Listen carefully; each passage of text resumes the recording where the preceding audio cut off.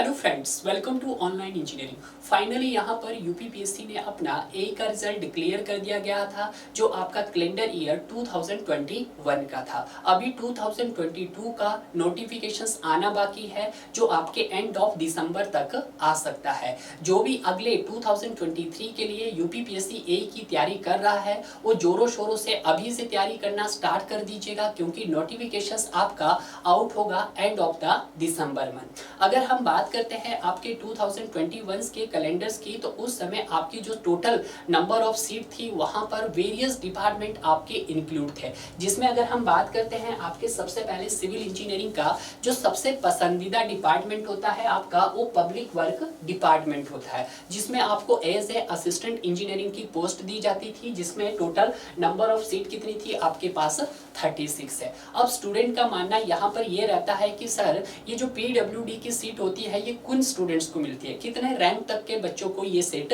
मिलना पॉसिबल है। अगर हम बात करते हैं यूपीपीएससी के अंदर जो पीडब्ल्यूडी है, उसको पहला रैंक दिया जाता है। तो जो भी स्टूडेंट यहाँ पर 1 से लेकर टॉप 36 तक स्टूडेंट हो गए, उनको आपका पीडब्ल्यूडी डिपार्टमेंट दिया जाएगा।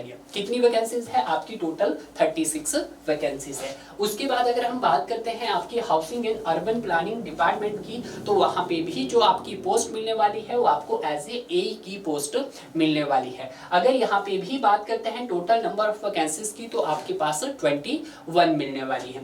उसके बाद हम बात करते हैं आपके नगर विकास विभाग की, तो उसमें कितनी है? उसमें आपकी 14 वैकेंसीज है, और जो आपको वहां पे पोस्ट मिलने वाली है, वहां पे आपको एज ए की पोस्ट मिलने वाली है। तो उसी तरह से अगर हम बात करते हैं नेक्स्ट फोर्थ वेरियस डिपार्टमेंट की, तो नगर विकास विभाग, जिसमें आपको एज ए की पोस्ट मिलने वाली है, जिसमें जो टोटल नंबर ऑफ सीटें हैं आपके पास, वो 4 सीटें इंक्लूड है डियर। अगर हम बात करते हैं उसके बाद आपकी आवास एवं विकास परिषद की, जिसमें आपको जो पोस्ट मिलने वाली है, वो आपको एज ए की पोस्ट मिलने वाली है, और जो सबसे ज्यादा सीटें हैं वो कितनी है इसके अंदर? वो 76 वैकेंसीज है। क्लियर है? उसके बाद अगर हम बात करते हैं आपके नेक्स्ट डिपार्टमेंट की, ग्राउंड वाटर डिपार्टमेंट, तो उसमें भी जो आपको पोस्ट मिलने वाली है, वो आपको एज ए की पोस्ट मिलने वाली है, जिसमें टोटल नंबर ऑफ वैकेंसीज कितनी है आपके पास?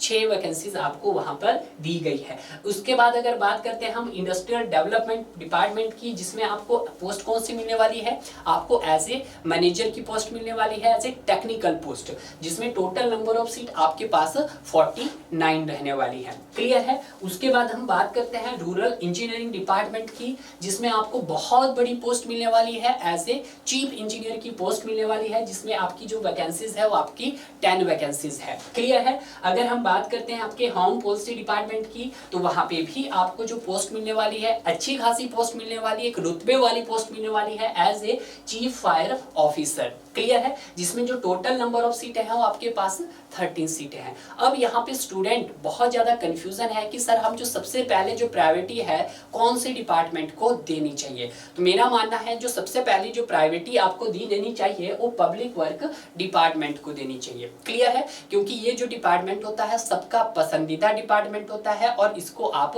पहले रैंक पे रख सकते हैं। अगर मैं बात करता हूँ दूसरा डिपार्टमेंट, तो दूसरा डिपार्टमेंट आपको लग रहा है कि शायद हो सकता है इंडस्ट्रियल डेवलपमेंट डिपार्टमेंट, जिसमें 49 वैकेंसीज है, बट नहीं।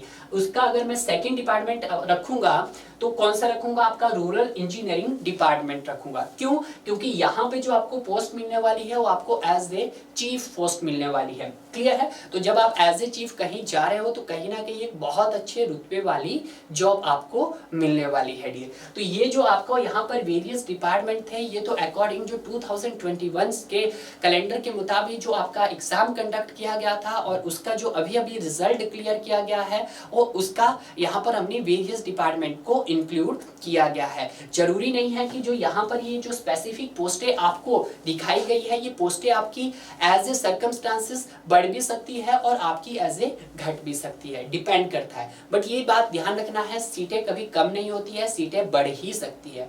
अब यहाँ पे स्टूडेंट्स के माइंड में ये ख्याल जरूर आ रहा होगा कि सर 2020 के लिए कब नोटिफिकेशंस आने वाला है। तो इसका नोटिफिकेशन आपको बहुत जल्दी मिलने वाला है, क्योंकि यूपी में फिर से योगी जी की सरकार है और योगी जी की सरकार कंटिन्यूअसली यहाँ पे पोस्ट निकाल रहे हैं और उसने बहुत सारी वेरियस डिपार्टमेंट को वहाँ पे जितनी पोस्टें थी खाली उनको भरा भी है यार। तो ऐसे में मैं उन स्टूडेंट्स को बोलना चाहता हूँ कि जिन्होंने अभी तक यूपीपीएससी एई को टारगेट नहीं किया है वो अभी से टारगेट बनाना स्टार्ट कीजिएगा। और अगर आप यूपीपीएससी एई की कम से कम 7 से 8 महीने बहुत अच्छी तैयारी कर लेते हैं तो आप यूपीपीएससी के ऊपर बहुत अच्छे ऑफिसर बन सकते हैं डियर। तो देरी किस बात की, आज से ही अपनी तैयारियों का टारगेट कीजिएगा। वेट मत कीजिएगा कि नोटिफिकेशंस कब आएगा, नोटिफिकेशन तो आता रहेगा यार।